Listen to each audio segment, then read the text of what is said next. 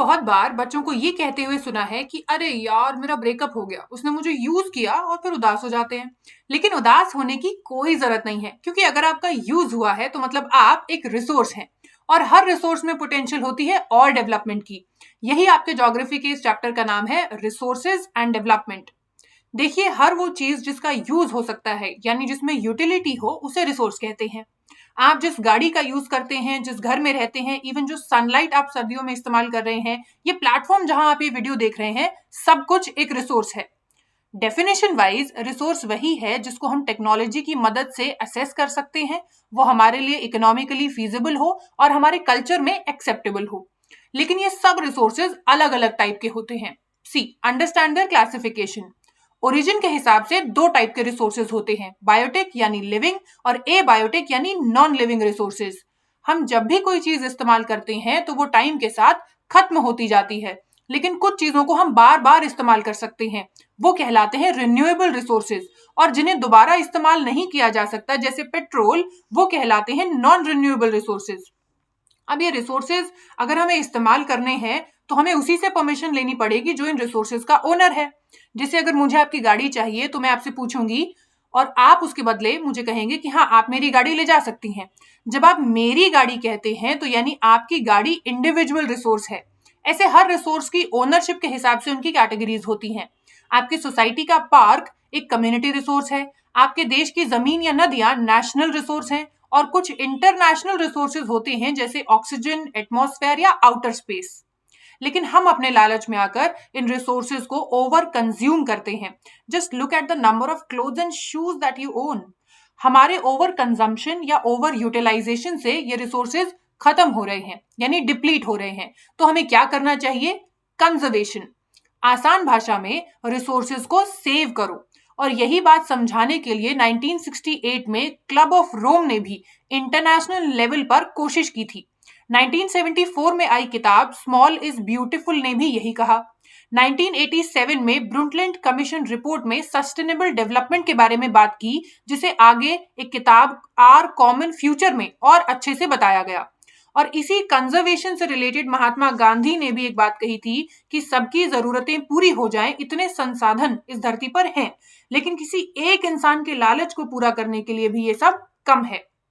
Conservation of resources का topic जब जोर पकड़ने लगा तो इसमें सबसे बड़ा कदम उठाया गया 1992 में, जिसे फेमसली फर्स्ट अर्थ समिट भी कहा जाता है।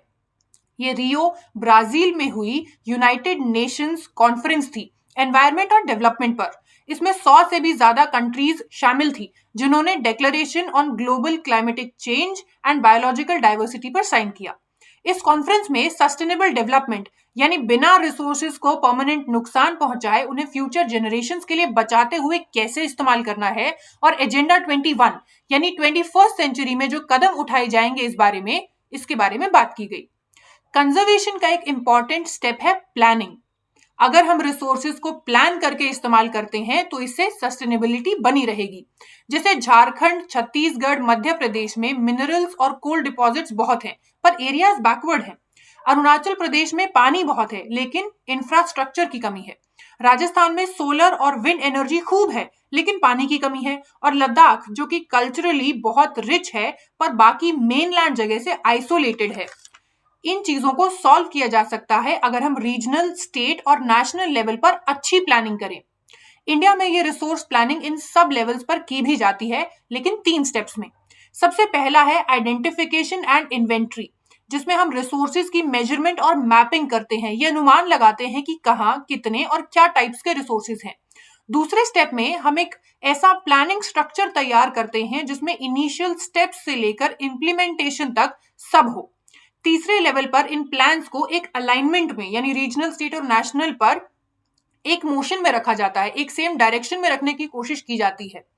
इंडिया में रिसोर्स प्लानिंग का एक बहुत अच्छा एग्जाम्पल होगा प्लानिंग कमीशन के बनाए गए 5 ईयर प्लान्स, जो एक पर्टिकुलर चीज को 5 साल के लिए अपना सेंट्रल थीम बनाते थे। जैसे फर्स्ट 5 ईयर प्लान का थीम था एग्रीकल्चर और दूसरे 5 ईयर प्लान ने फोकस किया था इंडस्ट्री पर। लेकिन रिसोर्सेज का सिर्फ होना ही काफी नहीं होता है। जैसे इंडिया में बहुत रिसोर्सेज थे और इसीलिए हम कॉलोनाइजर्स के लिए एक अट्रैक्टिव जगह बने। कॉलोनाइजर्स लेकिन अपने साथ लेकर आए थे टेक्नोलॉजी, जिससे रिसोर्सेज का बेटर इस्तेमाल किया जा सकता है। ये बिल्कुल सिमिलर है इस एग्जाम्पल के कि मान लीजिए आपके पास एक बल्ब है, एक तार है और एक स्विच बोर्ड है, लेकिन क्या ये बल्ब जलेगा? नहीं। क्यों? क्योंकि इसके लिए आपको करंट यानी इलेक्ट्रिसिटी की जरूरत पड़ेगी।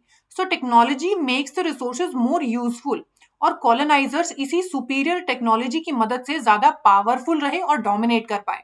सो रिसोर्सेज का सिर्फ होना काफी नहीं है, उनके डेवलपमेंट के लिए टेक्नोलॉजी, ह्यूमन रिसोर्सेज और उस कंट्री का हिस्टोरिकल एक्सपीरियंस भी उतना ही मैटर करता है।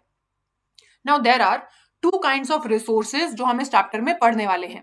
फर्स्ट इज लैंड रिसोर्स, जो कि सबसे इंपॉर्टेंट और लिमिटेड रिसोर्स है। देखिए, इंडिया में 43% लैंड एरिया प्लेन है, 30% एरिया पर माउंटेन्स हैं और 27% पर plateaus. But let's study this land utilisation in detail. So इसको हम 5 तरीके से यूटिलाइज करते हैं। पहला वो एरिया जहां फॉरेस्ट कवर है, दूसरा वो एरिया जो कल्टीवेशन के लिए अवेलेबल नहीं है। इसमें 2 चीजें आती हैं। पहली वो जमीन जो बंजर यानी बैरन या वेस्ट लैंड है, और दूसरी वो जमीन जिसको हम नॉन एग्रीकल्चरल यूज में लेते हैं, यानी जहां हमारे घर, रोड, फैक्ट्रीज ये सब बने हुए हैं। तीसरा यूटिलाइजेशन है अदर अनकल्टिवेटेड लैंड। इसमें 3 तरीके के यूजेस हैं। पहली वो जमीन जहां जानवरों को चराने के यानी ग्रेजिंग या पेस्चरिंग लैंड्स हैं। दूसरी वो जगह जहां रैंडम ट्रीज लगे हुए हैं, ये फॉरेस्ट में काउंट नहीं होते। और तीसरी वो जमीन जिस पर 5 साल से ज्यादा समय से खेती ना की गई हो। फोर्थ यूटिलाइजेशन है फैलो लैंड यानी खाली खेत। पहले वो जो 12 महीने के कम समय से खाली हैं, मतलब करंट फैलो, और दूसरे वो जो 1 साल से ज्यादा और 5 साल से कम के समय से खाली हों। फिफ्थ यूटिलाइजेशन है नेट सोन एरिया, यानी वो सारी जमीन जिस पर करंटली क्रॉप्स उगाई और हार्वेस्ट की जाती हैं।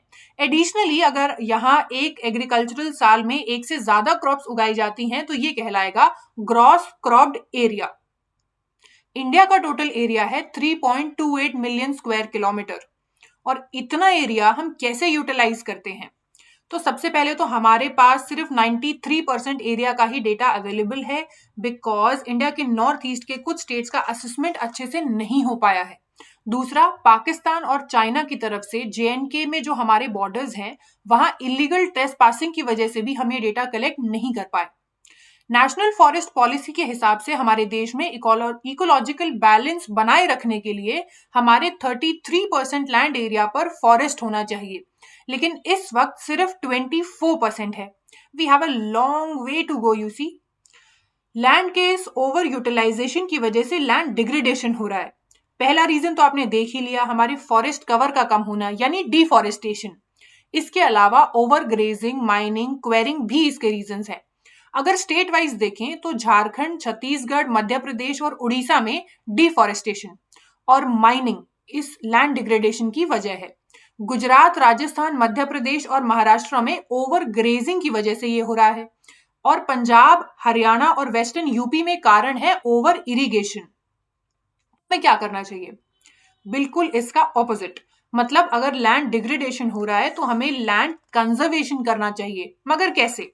सी, here are a few ways. तो अगर हमें ऑपोजिट करना है, तो पेड़ काटे जा रहे हैं और डिफॉरेस्टेशन हो रहा है, तो आप पेड़ लगाओ और एफॉरेस्टेशन करो।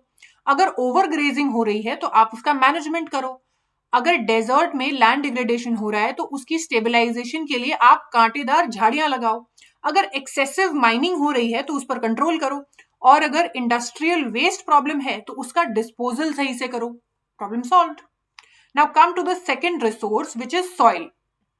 देखिए, जो फर्स्ट रिसोर्स आपने पढ़ा लैंड, उसके ऊपर एक परत होती है छोटे छोटे कणों की, जिसे हम मिट्टी कहते हैं। ये एक रिन्यूएबल और नेचुरल रिसोर्स है, लेकिन सिर्फ कुछ सेंटीमीटर्स मिट्टी को बनने में लाखों साल लग जाते हैं। और इस मिट्टी के बनने के पीछे भी बहुत सारे फैक्टर्स होते हैं, जैसे उसकी soil profile which includes the parent rock, उस जगह का क्लाइमेट, उस जगह का टेम्परेचर, एटसेट्रा एटसेट्रा। और इन्हीं के आधार पर 6 टाइप्स ऑफ सॉइल यहाँ मेंशन की गई है। इन सब सॉइल्स में अलग अलग फिजिकल और केमिकल कैरेक्टरिस्टिक्स होते हैं। अब ये कैरेक्टरिस्टिक्स क्या हैं और उसमें कौन सी क्रॉप्स उगाई जाती है, you may take a screenshot for that. Also India में कौन सी सॉइल कहाँ मिलती है वो कलर कोडेड है इस मैप में।